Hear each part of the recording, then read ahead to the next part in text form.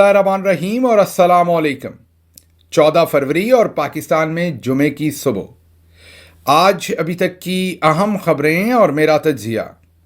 सबसे पहली खबर आपके सामने वाशिंगटन डीसी से रखते हैं, जहां से एक बड़ी खबर आ रही है और खबर यह है कि पाकिस्तानी टॉप मिलिट्री जनरल्स पर पाबंदियां लगने जा रही हैं।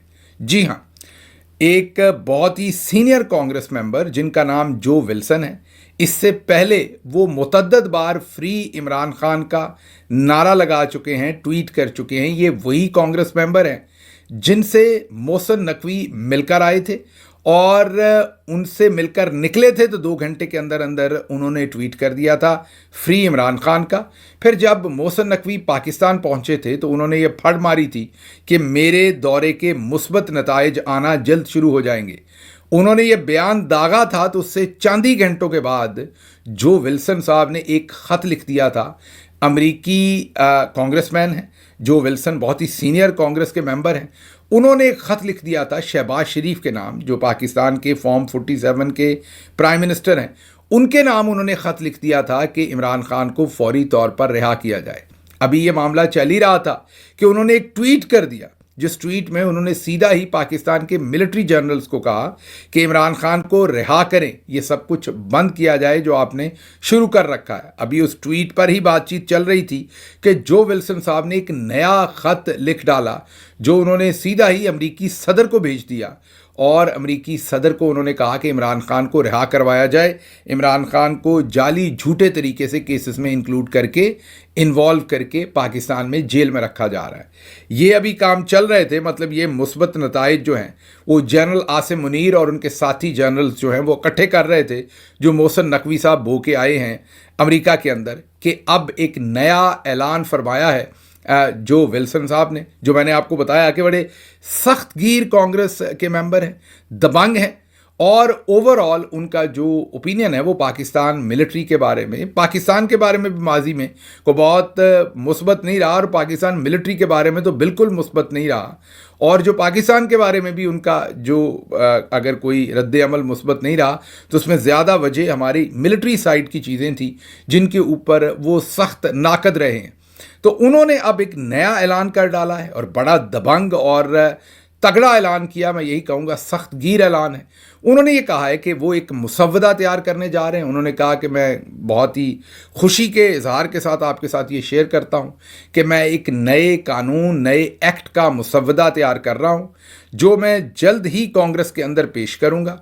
और वो जो मुसव्वदा होगा उसके मुताबिक पाकिस्तान के जो टॉप ऑफिशल्स हैं, इशारा उनका टॉप मिलिट्री जनरल्स की तरफ है, उन पर सफरी पाबंदियां भी लगेंगी, उनकी प्रॉपर्टी भी जो है वो सील होगी और उनको जाहिर है क्रिमिनल्स के तौर पर ट्रीट किया जाएगा। जैसे वॉर क्राइम्स के जो ज़िम्मेदार होते हैं उनको पूरी दुनिया के अंदर फिर ट्रीट किया जाता है, इस तरफ उनका इशारा है।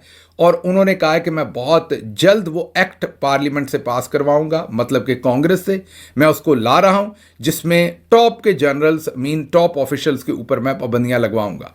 जाहिर है उनका जो इशारा है वो आर्मी चीफ जनाब जनरल आसिम मुनीर साहब, उसके साथ जो करंट DG-ISI हैं जनरल आसिम मलिक, पिछले DG-ISI जो थे, पिछले आर्मी चीफ जो थे जनरल बाजवा, इन तमाम लोगों की तरफ हैं। ज़ाहिर है साथ मोहसिन नकवी और दूसरे जो उनके हमनवा हैं उनके ऊपर भी वो इन पाबंदियों का मुसव्वदा जो है वो तैयार करने जा रहे हैं। अब जैसे ही उन्होंने ये ऐलान फरमाया, उसके साथ ही ज़ल्मे खलीलज़ाद जो अमेरिका में जो मोतबर पर्सनालिटीज़ हैं उनमें शायद सबसे ज़्यादा रेलेवेंट है, जो पाकिस्तान के मामलात को सबसे ज़्यादा समझते हैं, पाकिस्तान में अमेरिका के सफ़ीर रहे हैं, वो अफ़गानिस्तान में अमेरिका की तरफ से सर्व करते रहे हैं, इस पूरे ख़ित्ते के वो अमेरिका के नुमाइंदा रहे हैं, Afghanistan, Pakistan, war against terror, और वो इन तमाम मामलात को बहुत अंदर से जानते हैं। तालिबान को भी जानते हैं, अफ़गानिस्तान को भी जानते हैं, पाकिस्तान को भी जानते हैं, पाकिस्तान की मिलिट्री को भी जानते हैं। उन्होंने जो विल्सन के इस ऐलान के बाद पाकिस्तान की फ़ौज को बराए रास्त, ज़ाहिर है फ़ौज का मतलब है army chief general Asim Munir को डायरेक्ट एक मैसेज दिया अपने ट्वीट में कि आपके पास वक्त थोड़ा है, मैं आपको बहुत पहले से बता रहा हूँ, इससे मत ना जाइए जिससे मत आप जा रहे हैं, आप लाइनें क्रॉस कर रहे हैं, इमरान खान को अब रिहा कर दें। उन्होंने जो विल्सन साहब के बयान का हवाला दिया और उसको कोट करते हुए उन्होंने कहा कि ये जो विल्सन साहब ने ऐलान फरमाया है, इसके बाद आपके लिए मुश्किलात बढ़ेंगी, अभी भी वक्त है, इमरान खान को रिहा कर दें, वरना फिर आपको रिहा तो करना पड़ेगा, मामलात और ज़्यादा ख़राब हो जाएंगे। ये अब ज़ल्मे खलीलज़ाद साहब का मैसेज है। अब ये कंटिन्यूसली ये मैसेजिंग जो है ये अमेरिका से हो रही है, और जाहिर है उसके पीछे पाकिस्तानी डायस्पोरा की, पाकिस्तानी जो अमेरिका में रहते हैं उनकी बहुत सख्त मेहनत है, और उस मेहनत की अब आप डिपिक्शन देख रहे हैं जो उन्होंने की है। लेकिन अब मुझे यहाँ पर बहुत ही एक तशवीश है। वो तशवीश ये है कि कोई भी पाकिस्तानी जो अमेरिका में रहता है, कहीं भी रहता है, वो कोई भी पाबंदी अपने मुल्क या अपने किसी इदारे के ख़िलाफ़ नहीं लगवाना चाहता। लेकिन हमारे जो टॉप के जर्नल्स हैं वो अपने ज़ाती फ़ायदे के लिए फ़ौज को, पाकिस्तान के दूसरे इदारों को इस कदर इस्तेमाल कर रहे हैं कि उनको इससे भी कोई डर नहीं कि इन इदारों पर या किसी पर पाबंदी लगेगी। वो अपने ज़ाती इक़्तिदार और अपने इक़्तिदार को दवाम देने के लिए किसी भी चीज़ को दाव पे लगाने को तैयार है। अब ये मामला जिधर जा रहे हैं, मुझे डर है कि आने वाले वक्त में वतन अजीज़ का इससे नुकसान होगा। इसलिए मैं एक दफ़ा फिर जो पाकिस्तान के अंदर रूहे रवा हैं उनसे रिक्वेस्ट करूंगा कि मत जाइए इससे मत। अभी भी वक्त है। जो पाकिस्तान की आवाम ने 8 फरवरी को फैसला किया, मैंडेट जिस लीडर को दिया, वो मैंडेट सुनिए और उनको इक़्तिदार मुंतकिल कीजिए। और ये जो सब कुछ किया गया इसकी पाकिस्तान के अंदर ताकि अकाउंटेबिलिटी हो सके। बहरहाल आगे चलते हैं। इससे अगली खबर जो है वो इसी ख़त से ही रिलेटेड थोड़ी सी आपको बता देते हैं कि वो कहते हैं ना कि हु ब्लिंक्ड फर्स्ट, किसने सबसे पहले जो है वो आंख झपकी है। तो जब ये मुकाबला हो रहा हो, मतलब नर्व्स की गेम का मुकाबला हो, तो वहाँ इमरान खान का मुकाबला तो कोई और नहीं कर सकता, क्योंकि नर्व्स की जंग में वो सबसे तगड़े रहते हैं। जितना प्रेशर होता है उतना वो बहुत बेहतर परफॉर्म करते हैं। वो क्रिकेट की दुनिया हो, पॉलिटिक्स की दुनिया हो, वो प्रेशर लेते हैं और प्रेशर के अंदर बल्कि और बेहतरीन खेल पेश करते हैं, वो खेल कोई भी हो। अभी जो खेल खेला जा रहा है, ज़ाहिर है खेल तो कोई और खेल रहा है, इमरान खान को रिस्पॉन्ड करना पड़ता है। लेकिन बहरहाल उन्होंने क्या खूब खेला है कि मिलिट्री चीफ जो हैं, जो army chief general Asim Munir, पहले ब्लिंक कर गए प्रेशर में। वो अपना फोकस और कंपोजर नहीं रख पाए। अगर वाकई उन्हें ख़त नहीं मिला था, ख़त तो खैर उन्हें मिल गया, पूरी दुनिया को मिल गया, ओपन ख़त था, सब ने पढ़ लिया, इंटरनेशनल मीडिया की वो जीनत बन गया, इंटरनेशनल मीडिया ने हेडलाइंस चला दी, पाकिस्तान में तमाम टाउट उसको ले दे कर दी उन्होंने उसके ऊपर। तो ख़त तो आर्मी चीफ को भी मिल गया, और हमारे पास ये भी इन्फॉर्मेशन है, मुसद्दका इन्फॉर्मेशन है मिलिट्री के अंदर से, कि कोर कमांडर्स कॉन्फ्रेंस के अंदर भी वो ख़त डिस्कस हुआ है, सीनियर कोर कमांडर्स ने डिस्कस किया है, जो सीनियर आर्मी चीफ के इर्द गिर्द लोग हैं उन्होंने उनसे डिस्कस किया है, क्योंकि मिलिट्री के अंदर भी अब कुछ इस्तराब है। तो ये तो सारी बातचीत हो गई, लेकिन वो इस कदर प्रेशर में थे आर्मी चीफ कि उनको ये कहना पड़ा कि मुझे ख़त नहीं मिला। ये उनका कहना कि मुझे ख़त नहीं मिला, ये इटसेल्फ इस चीज़ की डिपिक्शन है कि ही इज़ अंडर ट्रेमेंडस प्रेशर, और वो जो नर्व्स की गेम है वो इमरान खान उसके ऊपर हावी हैं, और वो जेल में से बैठ के इस खूबसूरती के साथ खेल रहे हैं कि तमाम के तमाम सिस्टम को, अकेला शख्स जिसके साथ बहुत सारे उसके जो अपने आप को लगता है कि उसके साथ हैं, वो भी उसके साथ नहीं है, और वो अकेला लड़ रहा है। और लड़ किस लिए रहा है, आप में से अक्सर मुझे पूछते हैं कि इमरान खान बाहर कब आएंगे, तो मैं जवाब देता हूं कि वो आज शाम को ही आ सकते हैं अगर आना चाहें। अगर वो अपने असूलों पर सौदेबाजी करें तो आज शाम को वो घर पे होंगे। वो असूलों पर सौदेबाजी नहीं कर रहे तो वो जंग लड़ रहे हैं। तो जंग जो लड़ रहे हैं वो असूलों की है। तो जब आप असूलों की जंग लड़ते हैं तो आपको फिर पता नहीं होता कि वो कितनी लंबी लड़नी पड़ती है, और इमरान खान उनके लिए तैयार है, उस सब के लिए कुर्बानी देने के लिए भी तैयार हैं। और वो जेल से बैठे इतने बेहतरीन तरीके से सारी चीज़ों को देख रहे हैं और कर रहे हैं कि बाहर बैठे जिनके पास सारी ताकत है, जो आज़ाद हैं, उनको उन्होंने कैद कर दिया। इस वक्त जो इमरान खान का बयानिया है, इमरान खान की जो सोच है, इमरान खान की जो फ़िक्र है, इमरान खान का जो तदब्बर है, उसके कैदी हो चुके हैं army chief general Asim Munir. इसीलिए तो उन्हें फड़फड़ाते हुए सहाफ़ियों के सामने ये कहना पड़ा कि मुझे उनका ख़त नहीं मिला, और अगर मिलता भी तो मैं पढ़ता ना। ये उनका इकबाल जुर्म है, ये कहना ही इकबाल जुर्म है। उनको समझ आ नहीं रही कि इसको वो रिस्पॉन्ड कैसे करें। हालांकि पहले इसी ख़त को ये कहा गया था कि इमरान खान लेट गए हैं और वो NRO मांग रहे हैं, फिर कहा गया कि वो बगावत करवा रहे हैं, और अगर पुराने, और राना सनाउल्लाह ने कहा कि इस पर मुकदमा होना चाहिए। शहबाज गिल वाली याद है आपको, मैंने बताया था कि थीम शहबाज गिल के बयान वाला है, इमरान खान का ख़त उसी थीम पर है जो शहबाज गिल ने बयान दिया था। तो पहले इनका नैरेटिव ये था। अब ये नैरेटिव ये है। दूसरी तरफ राणा सनाउल्लाह ये कहते हैं कि अगर आर्मी चीफ को खत इमरान खान ने चुपके से लिखा होता, मीडिया को जारी ना किया होता, तो जवाब मिल जाता। मतलब मसला असल में ये जो पब्लिकली एक एम्बैरसमेंट उनको फील हो रही है, क्योंकि इमरान खान ने चार्जशीट कर दिया है, सब कुछ खोल के सामने रख दिया है, तो ये जो एम्बैरसमेंट हो रही है इसकी वजह से जवाब नहीं आ रहा, या इसकी वजह से रिकग्निशन नहीं आ रही कि ख़त हमें मिला है कि नहीं मिला। बहरहाल आगे चलते हैं, ये तो हो गया। अब जो सहाफ़ी हैं, जो प्रो मिलिट्री सहाफ़ी समझे जाते हैं, वो भी आर्मी चीफ का मजाक उड़ा रहे हैं, वो भी फ़ौजी लीडरशिप का इस टाइम मजाक उड़ा रहे हैं और कह रहे हैं, ये मैं नहीं कह रहा, वो तज्जिया कर रहे हैं कि इमरान खान अंदर बैठा इन्हें तंग कर रहा है, इन्हें छेड़ रहा है। इमरान खान का मकसद कोई, ये मैं नहीं कह रहा, ये दोबारा प्रो मिलिट्री बैक जर्नलिस्ट कह रहे हैं, जो आपके करीब हैं, वो कह रहे हैं कि इमरान खान अंदर से बैठा चीज़ें ले रहा है, इनको छेड़ रहा है। इमरान खान जो है वो कोई एनआरओ नहीं लेना चाहता, वो सिर्फ तंग कर रहा है अंदर से बैठा। ज़रा सोचिए कि अगर ऐसे सहाफ़ी जो मिलिट्री बैक्ड हैं, उनकी सोच ये है कि इमरान खान इस वक्त प्रेशर में नहीं है, इमरान खान प्रेशर ले नहीं रहे बल्कि प्रेशर दे रहे हैं, तो फिर मामला किधर जा रहे हैं ये खुद सोचिए। ये ज़रा जावेद चौधरी साहब का मुख्तसर तज्जिया सुनिए इसके ऊपर क्या है। देखिए, इमरान खान साहब जो वो जिच कर रहे हैं एस्टेब्लिशमेंट को, तो ये जो खत लिखे जा रहे हैं ये बेसिकली जिच किया जा रहा है। इसका मकसद कतई ये नहीं है कि कोई रिलीफ लेना चाह रहे हैं वो एस्टेब्लिशमेंट से, क्योंकि अगर रिलीफ लेना होता तो फिर ओपन खत लिखने की जरूरत ही नहीं, फिर जब दरमियान में मैसेंजर्स थे तो उन मैसेंजर्स से फायदा उठा सकते थे इमरान खान साहब। सुन लिया आपने। अभी आपको इसलिए सुनवाया है कि जावेद चौधरी साहब मिलिट्री के बहुत करीब हैं। अगर उनका ये तज्जिया है तो सोचें फिर जनरल साहब के मामलात क्या होंगे और वो किस तरीके से इस छेड़छाड़ को वो महसूस कर रहे होंगे। यही तो वो प्रेशर था कि वो ब्रेक हो गए और ब्लिंक कर गए और उन्होंने मीडिया को खुद ये बयान दे दिया। अच्छा जी, आगे बड़ी खूबसूरत एक खबर है। कल एक टीवी चैनल के ऊपर फैसल चौधरी साहब का इंटरव्यू चल रहा था।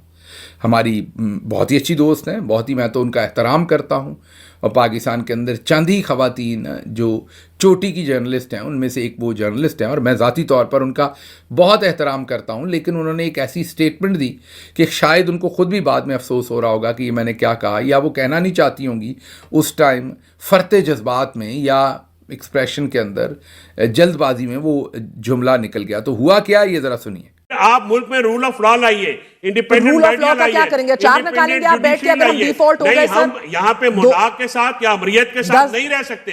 पाकिस्तान का सर्वाइवल डेमोक्रेसी में है। सुन लिया आपने। अब उन्होंने कहा कि अचार डालना है, जो नज़रिया है उसका या किसी रूल ऑफ लॉ का, उन्होंने कहा कि अचार डालना है। अगर कर्ज़े ही ना मिले, रूल ऑफ लॉ को आप चाटते रहे, उसका आपने क्या अचार डालना है? अगर आपको कर्ज़े ना मिले, आपकी इकॉनमी ठीक नहीं होगी, आपका ये नहीं होगा। अब हालांकि हमारी ये जो दोस्त हैं, मेरे ख्याल वाटरलू यूनिवर्सिटी से पढ़ी हैं, और इनको जाहिर है बाहर इन्होंने तालीम हासिल की है, इनको ये बात पता है कि पूरी दुनिया में, और इमरान खान ये बात बार बार बताते रहे हैं कि दुनिया में कोई एक ऐसा मुल्क नहीं है जहाँ पर रूल ऑफ लॉ ना हो और उसने इक्तिसादी तौर पर तरक्की की हो। जहाँ जहाँ भी इक्तिसादी तौर पर तरक्की हुई है वहाँ पर रूल ऑफ लॉ बड़ा ज़रूरी है। पाकिस्तान के अंदर भी आज इन्वेस्टर इसलिए इन्वेस्ट नहीं कर रहे कि रूल ऑफ लॉ नहीं है। बाकी सब छोड़ दें, इवन IMF ये रोता फिर रहा है कि आपके यहाँ रूल ऑफ लॉ नहीं है। इसी वजह से तो वो जो आपके चीफ जस्टिस हैं उनको मिले हैं, और उन्होंने कहा है कि जो इन्वेस्टमेंट है उसकी प्रोटेक्शन नहीं है आपके मुल्क के अंदर। चले, बाकी सारी बातें तो उन्होंने डिस्कस की, जो मेजर बात उन्होंने डिस्कस की वो रूल ऑफ लॉ को ही डिस्कस किया, जो इन्वेस्टमेंट की प्रोटेक्शन के ऊपर। तो अगर किसी मुल्क के अंदर रूल ऑफ लॉ ही नहीं होगा, वहाँ पर इन्वेस्टर की इन्वेस्टमेंट प्रोटेक्टेड नहीं होगी, वहाँ पर पॉलिटिकल स्टेबिलिटी नहीं होगी, वहाँ पर सोशल स्टेबिलिटी नहीं होगी, इकोनॉमिक स्टेबिलिटी नहीं होगी, तो फिर आप इकॉनमी को कैसे बचाएंगे? तो ये पता नहीं क्या स्टेटमेंट दी है, अचारी किस्म का ये आइडिया है। अचार तो उन्होंने डालना इस मौसम में तो वैसे नहीं डाला जाता, अचार तो ये जुलाई अगस्त में जाके डाला जाता है। लेकिन बहरहाल स्टेटमेंट उनकी बड़ी ही एक ऐसी है जो उन्होंने शी आस्क्ड फॉर ट्रबल। लेकिन बहरहाल जैसे मैंने कहा कि मैं उनका एहतराम करता हूँ, I want go further down on this, लेकिन मेरे ख्याल में उन्हें ख़ुद भी अफसोस होगा, वो ये कहना नहीं चाहती होंगी, उनके मुंह से निकल गया होगा, क्योंकि बहुत ही मायूब सी बात है जो उनके मुंह से निकली है कि अगर रूल ऑफ लॉ का क्या अचार डालना है अगर मुल्क की इकॉनमी ठीक नहीं होगी। हालांकि इट इज़ रिवर्स, अगर रूल ऑफ लॉ होगा तो इकॉनमी ठीक होगी, इकॉनमी पहले ठीक करके आप रूल ऑफ लॉ को ठीक नहीं कर सकते। अच्छा जी, अगली खबर जो है वो वाशिंगटन DC से ही है और न्यूयॉर्क से है। और वो है कि ट्रंप हुकूमत ने जो रोजवेल्ट होटल है पाकिस्तानी गवर्नमेंट का, जो PIA की शायद प्रॉपर्टी है, पाकिस्तान ने वो $220 मिलियन के एवज 3 साल के लिए न्यूयॉर्क सिटी काउंसिल को लीज पर दिया था, जहां पर वो इलीगल इमिग्रेंट्स को ठहराते थे। अब जो नई वजीर हैं होमलैंड की, उन्होंने ये कहा है कि हम ये पैसे वापस लेंगे और हम इस सारे मामले को नहीं चलने देंगे। ये एक फ्रॉड हुआ है उनके मुताबिक अमेरिका के अंदर, पाकिस्तान को फ्रॉड नहीं कह रहे। वो जो अमेरिका के अंदर इलीगल इमिग्रेंट्स को होटल्स के अंदर ठहराया जाता है, मतलब कि उन्हें रेजिडेंस दी जाती है, उन्होंने कहा कि ये फ्रॉड हो रहा है, ये सारे पैसे हम वापस ले रहे हैं। अब उस पॉलिसी का एक जो आप ये कह लें कि कैजुअलिटी है, वो पाकिस्तान भी होगा, जिसको $220 मिलियन शायद मिलने थे, वो अब शायद चले जाएं। अच्छा, अगली खबर बहुत ही इंटरेस्टिंग है और उस पर मैं सबसे ज़्यादा तो हैरान हुआ हूँ कि पाकिस्तानी कौम अब कितनी समझदार हो गई है। खबर क्या है? खबर यह है कि तुलसी गैबर्ड और बहुत सारे और लोग ऐसे जो हिंदुस्तान के बहुत करीब हैं, उनकी ट्रंप एडमिनिस्ट्रेशन में बहुत ही मोतबर ओहदों के ऊपर अपॉइंटमेंट्स हो गई हैं। अब तुलसी गैबर्ड जो है वो अमेरिका की नई नेशनल इंटेलिजेंस डायरेक्टर बन गई हैं। कैश पटेल देखें तो FBI के ऊपर लग गए हैं। इसी तरीके से CIA देख लें तो आप फॉरेन सेक्रेटरी ऑफ स्टेट देख लें तो आप कोई भी इस वक्त ओहदा और महकमा देख लें, उसमें जो हिंदुस्तान के प्रो हिंदुस्तान लोग होंगे वो छाए हुए। मतलब कि हिंदुस्तान की जो पूरी लॉबी कह लें या हिंदुस्तान के साथ आप पूरे की पूरी जिनकी हमदर्दियां हैं या हिंदुस्तान को बेहतर समझते हैं, वो सदर ट्रंप की एडमिनिस्ट्रेशन के अंदर छाए हुए हैं लोग। अब कई लोग इसके ऊपर तज्जिया ये करते हैं कि ये पाकिस्तान की मिलिट्री के लिए बड़ी ख़तरनाक बात है। मसलन वो ये कहते हैं कि तुलसी गैबर्ड जो है उनका पाकिस्तानी मिलिट्री के बारे में बड़ा नेगेटिव ओपिनियन है 1971 में जो कुछ वहाँ हुआ और बहुत सारी और बातों की वजह से। आज एलान मस्क साहब की भी मुलाकात हुई है मोदी के साथ, उसमें और भी कई मायूब बातें हैं जिस पर डिस्कशन हो रही है कि एलान मस्क जो हैं वो सिर्फ ये साबित करने के लिए, कुछ लोग ये तज्जिया कर रहे हैं कि वो बहुत अच्छे बाप हैं, तो वो बच्चों को हर जगह ले जाते हैं। उनका जो एक छोटा बच्चा जिसको वो साथ लेकर गए, जिसका नाम एक्स है, जिसके नाम पर उन्होंने गालिबन ट्विटर का नाम रख दिया, वो जो एक्स बच्चा है वो मीडिया के सामने प्रेसिडेंट ट्रंप को कहता रहा कि यू आर नॉट प्रेसिडेंट, आप यहाँ से उठ के चले जाएं।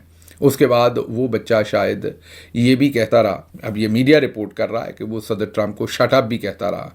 और जाहिर है छोटे बच्चे तो छोटे बच्चे होते हैं, वो अब उस पर तज्जिए हैं कि उसने किसी से सुना है कि you are not the president, you go away from it here और वट एवर। लेकिन ये समझ से बाहर है कि एक अमीर शख्स जिसके पास बहुत पैसा है उसको ये बात समझ नहीं आ रही कि बच्चे तो इसमें कोई शक नहीं बहुत प्यारे होते हैं, लेकिन दफ्तरी काम दफ्तरी होते हैं, वहाँ पर आप बच्चे लेके जाएंगे तो फिर इस तरह के मामलात तो होंगे जो कल परसों से चल रहे हैं। और वो सारी चीज़ को टेक ओवर उस बच्चे की स्टेटमेंट्स ने दिया। बहरहाल अभी वो मोदी से मिले हैं और वो भी मुलाकात बहुत ही खुशगवार माहौल में थी। वहाँ भी वो अपने सारी बच्चा पार्टी साथ ले आए हैं और मुलाकात हुई है। खैर मोदी साहब ने वही काम किए हैं उनके साथ जो हमारे शहबाज शरीफ साहब करते हैं, हाथ ही पकड़ लेते हैं और आगे झुक जाते हैं, वही काम मोदी साहब ने उनके साथ किए हैं।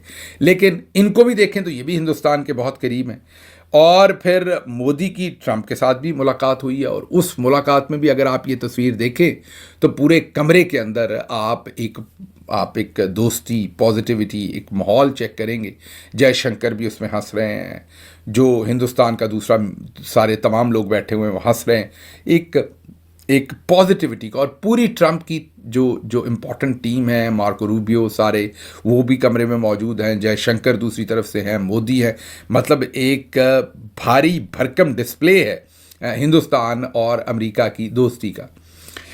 अब ये सारी चीज़ें आपके सामने इसलिए रखी हैं कि कुछ लोग ये तज्जिया करते हैं कि ये पाकिस्तान की मिलिट्री के लिए अच्छा नहीं है कि हिंदुस्तान का इतना ज़्यादा असर और रसूख है और ये तमाम लोग जिनकी अपॉइंटमेंट्स हुई हैं ये पाकिस्तान मिलिट्री के ख़िलाफ़ वहाँ पर बैठकर काम करेंगे। अच्छा, अब ये एक पाकिस्तानी ने कमेंट किया हमारे वीलॉग पर और बहुत हैरानी भी हुई, खुशगवार हैरानी हुई देख कर के पाकिस्तानियों को किस तरह 14 तबक रोशन कर दिए चौधरी निज़ामुद्दीन ने। और अब आम पाकिस्तानी भी बारीक बातें समझता है। इन्होंने ये कहा कि ये कोई नेगेटिव नहीं बल्कि पॉजिटिव खबर है पाकिस्तानी मिलिट्री के लिए, क्योंकि अब जो नया वर्ल्ड ऑर्डर है और जो जनरल बाजवा साहब सौदेबाजी करके गए हैं, उसके बाद जो हमारे टॉप के जनरल साहबान हैं और जो हिंदुस्तान की पॉलिसी है इलाके में, वो तो एक ही है। तो अब हिंदुस्तान से तो हमारी फ़ौज की लड़ाई कोई नहीं है, तो जो हिंदुस्तान की लॉबी है वो हमारी फ़ौज के लिए अच्छी नहीं, बुरी नहीं, अच्छी होगी, वहाँ पर उनके मकासद पूरे होंगे। तो उनके कहने का मतलब है कि वो अपॉइंटमेंट्स हो सकता है इमरान खान के लिए तो थोड़ी बहुत ख़राब हो सकती हैं, इनके लिए कैसे ख़राब होंगी, क्योंकि ये तो एक ही तरफ मिलके आजकल खेल रहे हैं, इनके तो एक ही जैसे ऑब्जेक्टिव हैं। तो मैं हैरान हुआ उनके इस तज्जिए को पढ़ के, और इसमें कोई शक नहीं कि ये दुरुस्त तज्जिया है। और हामिद मीर साहब, नसीम ज़हरा, मोईद पीरज़ादा, उन सब के तज्जियात देखें और ओवरऑल हालात देखें तो हमें ये नज़र आता है कि हमारी मिलिट्री जो है वो बहुत ज़्यादा कुर्बत कर गई हुई है हिंदुस्तान के साथ और उनकी किसी चीज़ का जवाब नहीं देती। तो ये तमाम जो अपॉइंटमेंट्स हैं, इसमें कोई शक नहीं कि वो शायद उनके लिए मामलात उतने उसमें ख़राब ना हो। अगली खबर यह है जी कि पाकिस्तान का जो फॉरेन ऑफिस है उसने अब पाकिस्तान के सेनेट की एक कमेटी में ऑफिशियली ये कहा है कि रिचर्ड ग्रैनल कोई इंपॉर्टेंट आदमी नहीं है। जो इमरान खान के बारे में उन्होंने ट्वीट किए थे वो तब किए थे कि जब वो अभी उनके पास पोजीशन नहीं थी, अभी भी उनके पास कोई ख़ास पोजीशन नहीं है। ये मैं नहीं कह रहा, ये पाकिस्तान का फॉरेन ऑफिस, पाकिस्तान की रियासत फॉर्मली कह रही है कि रिचर्ड ग्रैनल जो है वो कोई अहम आदमी नहीं है, वो बस ऐसे ही है। और उसने जो ट्वीट किए थे वो अब डिलीट हो गए हुए हैं और उन ट्वीट्स की कोई अहमियत नहीं है। ये ऑफिशियल जवाब दिया गया है सेनेट की एक कमेटी में। अब ये बहुत ही इंटरेस्टिंग होगी आने वाले दिनों में इसके ऊपर डेवलपमेंट। उसकी वजह यह है कि रिचर्ड ग्रैनल तो आम आदमी हैं, ट्रंप के बहुत करीब है, उनके पास ओहदा भी है। ये अब पता नहीं कि कमेटी को बेवकूफ़ बनाया जा रहा है, रिचर्ड ग्रैनल को कोई जवाब भेजा जा रहा है, ये क्या है, इस पर अभी मैं तज्जिया नहीं करूँगा क्योंकि ये बहुत ही बेवकूफ़ाना किस्म का जवाब है फॉरेन ऑफिस की तरफ से जो कमेटी में दिया गया, क्योंकि इसका हकीकत से कोई लेना देना नहीं है। अगली खबर पिछले 2 से 3 व्लॉग में करना चाहता हूँ, वक्त ख़त्म हो जाता है। वो है कि IMF की एक और शर्त पूरी करनी पड़ रही है और वो है कि ग्रेड 17 से 22 तक के तमाम सरकारी मुलाजमीन को असासे ज़ाहिर करने का पाबंद कर दिया है।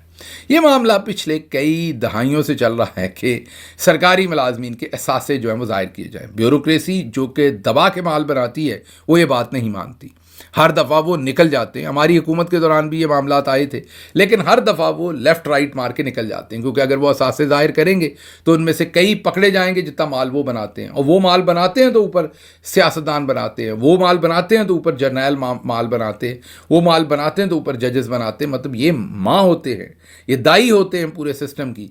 जब सिविल सर्वेंट माल बनाता है तो तभी उनके साथ मिलकर दूसरे माल बनाते हैं। तो ये देखते हैं अब IMF करवाने में कामयाब होता है कि नहीं। सिविल सर्वेंट्स इसको रिटेलिएट तो इस पर बहुत करेंगे, ये बहुत खुशाइन बात होगी अगर ये हो जाए, लेकिन इसके ऊपर आपको अपडेट करेंगे जो भी खबर आएगी। बहरहाल मुझे यहाँ से इजाज़त दीजिए। अल्लाह आपका हामी और नासिर हो। पाकिस्तान जिंदाबाद।